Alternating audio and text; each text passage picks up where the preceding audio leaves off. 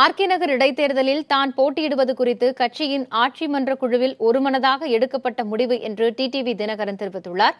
புதிய தலைமுறையின் அக்னி பரீட்சை நிகழ்ச்சியில் கேள்வி ஒன்றிற்கு அவர் இவ்வாறு பதிலளித்தார். தேர்தலில் வேட்பாளரானது நானே எதிர்பார்க்காத ஒன்று. நிற்கக்கூடாதுங்கிறதெல்லாம் கிடையாது.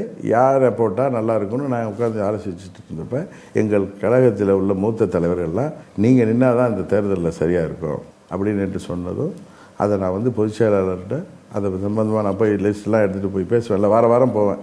பேசுகிறப்ப ஆட்சி மன்ற குழுவெல்லாம் அமைக்கிறத பற்றி பேசுகிறப்ப இல்லை அவங்க சொல்கிறது தான் சரி, நீ நின்று பண்ணுறப்ப கட்சியே அங்கே நிற்கும்.